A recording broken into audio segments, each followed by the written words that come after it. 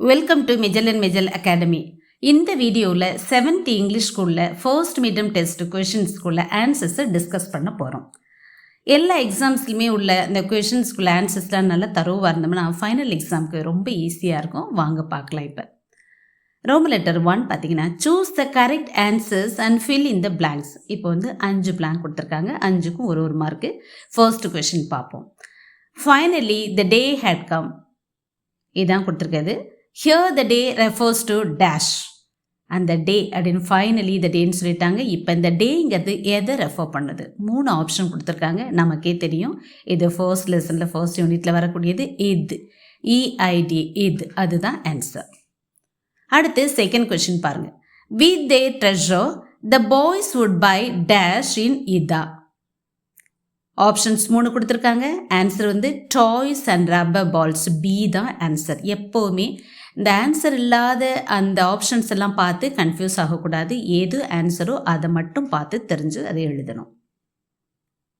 Number 3, Hameed friends are dash. அவனோட friends யார் யார்? ஏ தான் answer. Mahmood, Mohsin, Noore and Sami. Fourth question. If only her son were there, it would have been a different kind of Eid. What had happened to her son? அவங்க பையன் மட்டும் இருந்திருந்தா இந்த ஃபங்க்ஷனே வித்தியாசமாக இருந்திருக்கும், இந்த ஃபெஸ்டிவலே அப்படின்னு சொல்கிறாங்க. அப்போ அவங்க பையனுக்கு என்ன ஆச்சு? We know the answer. Her son had died. அவங்க பையன் இறந்துட்டான். ஏ தான் ஆப்ஷன், சரியான option. Fifth one, Hamid was like one with wings on his feet. This means that dash. காலில் சக்கரம் கட்டிகிட்டு இருக்கான் அப்படின்னு சொல்லுவோம்ல, அதுதான் வந்து இங்கிலீஷில் he was the one with wings on his feet. காலில் என்ன இருக்குன்னு சொல்கிறாங்க? சிறகுகளை கட்டிட்டு பறக்கிறான். அப்படின்னா என்ன அர்த்தம்? he ran fast. அவன் எப்போ ஓடிட்டே அலைவான், ரொம்ப வேகமாக ஓடினான். ஏ. இப்போ ஃபர்ஸ்ட் இது முடிஞ்சிச்சு. அடுத்தது முதல்ல சினானிம்ஸு அது பார்த்தோம். இப்போ அடுத்து சூஸ் தி கரெக்ட் வந்து சூஸ் த பெஸ்ட் ஆப்ஷன் பார்த்தோம். இப்போ கரெக்ட் சினானிம்ஸ் பார்க்க போகிறோம். 6th one, மோண்ட். இதில் பார்த்தீங்கன்னா மோர்னிங் அப்படின்னாலே அம்மா முடியலை அப்படின்னு முனகிறது முக்குறதுன்னு சொல்லுவோம்ல, அதுதான் மோண்டுங்கிறது. அது யூஸ்வலாகவே லோ சவுண்டாக தான் இருக்கும். So A is the answer. அடுத்து 7th one, டெரிபிள். ஐயோ பயங்கரம், அதை பார்த்தாலும் நம்ம தெரிஞ்சு போயிடும். ஃபர்ஸ்ட் 2 ஆப்ஷனும் கிடையாது. ஃபியர்ஃபுல். சி தான் ஆன்சர். அடுத்து ஃப்ளிக்கர். 8th question.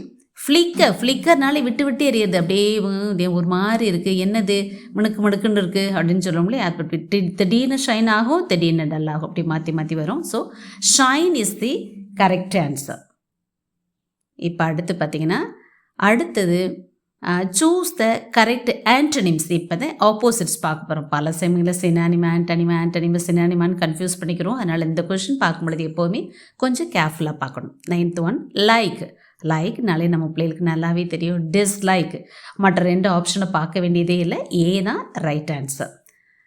10, பியூட்டிஃபுல் அப்படின்னாலே தெரியுது. இதுக்கு ஜஸ்ட் ஆப்போசிட் இது அக்லி தான் சரியான ஆப்ஷன். ஹாப்பினாலே முன்னாடி இந்த ப்ரிஃபிக்ஸ் அன் வரணும். அன்ஹாப்பி தான் சரியான ஆன்சர். ரொம்ப ஈஸியான ஆன்டனிம்ஸாக வந்துருச்சு. இப்போ அடுத்து 4th Roman letter. Answer any 2 of the following questions. 12th question. Write about Hameed in 1 or 2 sentences. Hameed பற்றி ஒரு லைனில் அல்லது 2 லைனில் அவனோட குணத்தை பற்றி சொல்லுங்கள், அவனோட கேரக்டரை பற்றி. Hamid was a 4-year-old boy. 4 வயசு பையன். he was kind and considerate. இவன் ரொம்ப அன்பான பையன், மற்றவங்களை நல்லா புரிஞ்சு நல்ல முறையில் நடந்துக்குருவான். அதான் ஆன்சர். இந்த 2 சென்டென்ஸே போதுமானது. அடுத்து 13th question. What did Hameed buy at the fair and for whom? அது பொருட்காட்சியில் ஹமீத் வந்து என்ன வாங்கினான், யாருக்காக வாங்கினான்? Hamid bought a pair of tongs for his grandmotherக்காக இந்த tongs, pair of tongs தான் அவன் வாங்கினான். அடுத்த 14th question. What did Usha see while walking to the bazaar? பஜாருக்கு போகும் பொழுது உஷா என்னென்ன வழியில் பார்த்தா? while walking போயிட்டு இருக்கும் பொழுதே வழியில் என்னென்ன பார்த்தா? Usha saw wild flowers, a wild plum tree, lizards and a whistling thrush. போகும்பொழுது காட்டு வழியில் போகும்பொழுது என்னென்ன பார்க்க முடியுமோ அது பார்த்திங்கன்னா அது காட்டுப்பூக்கள்லாம் ஏன்னா அங்கே உள்ள ப்ளம் ட்ரீ லிசார்ட்ஸ் அங்கே இதெல்லாம் ஓடி குதிச்சுக்கிட்டு அங்கே இருக்கும் மரங்களில் அது மட்டும் இல்லை அது அப்படியே விசில் அடிக்கிற மாதிரி இருக்கும் அங்கே உள்ள செடி மரங்கள்ல அதெல்லாம் அசைகிறது இதுகளை தான் அந்த பொண்ணு பார்த்துக்கிட்டே போனா. தென் அடுத்து பார்த்தீங்கன்னா 5th Roman letter match of following. இப்போ 5 கொடுத்துருக்காங்க. இது வந்து ஒரு ஃப்ரேஸ் அப்படி கொடுத்து அதுக்கு எது கரெக்டாக மேட்ச் ஆகுமோ அதை நம்ம மேட்ச் பண்ணணும். இது நாங்கள் கொடுத்துருக்கிறது கிவன் இதை மட்டும் வாசிக்கிறேன் நான். 6 கொடுத்துருக்காங்க. 6 ஃப்ரேசஸ் அதை பார்ப்போம். எ கப் ஃபுல் ஆஃப், கப்புனாலே என்ன வரணும் அப்படின்னு நம்ம யோசிக்கணும். அடுத்து எ பேக் ஃபுல் ஆஃப், அடுத்து a spoonful of, a packet full of, a handful of. இப்போ அதுக்கு அகென்ஸ்டாக இருக்கிற வேர்ட்ஸை வாசிக்கிறேன். Grain, sugar, coffee, silver, money. இப்போ இதுக்கு எது கரெக்டாக மேட்ச் ஆகும்னு பார்ப்போம். எ கப் ஃபுல் ஆஃப், கப்புனால என்ன இதில் கரெக்டான ஆப்ஷன்? காஃபி தான். A cupful of coffee, ஒரு கப்பு நிறைய காஃபி. அடுத்தது a bagful of silver, ஒரு பேக் ஃபுல்லாக சில்வர் இருந்தது.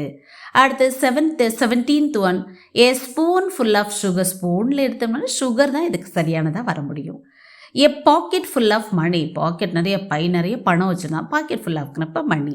அடுத்தது a handful of grain, தானியம், இது கை நிறைய தானியம், அதான் எ ஹேண்ட் ஃபுல் ஆஃப். அப்போ ஒவ்வொன்றுக்கும் எது பொருத்தமானதுங்கிறத இங்கே மேட்ச் பண்ணியிருக்கோம். இது எல்லாத்தையும் ஞாபகம் வச்சுக்கோங்க. இதே போல் அடுத்து மீதி உள்ள கொஷின்ஸையும் அடுத்த வீடியோவில் பார்ப்போம். நிச்சயமாக உங்களுக்கு யூஸ்ஃபுல்லாக இருக்கும்னு நினைக்கிறேன். இதே போல் டேர்ம் அண்ட் கொஷின்ஸ் எல்லாத்தையும் நாங்கள் போட போகிறோம். அது எல்லாத்தையும் பாருங்கள், பார்த்து புரிஞ்சுக்கிட்டு நல்ல மார்க்ஸ் வாங்குங்க. தேங்க்யூ.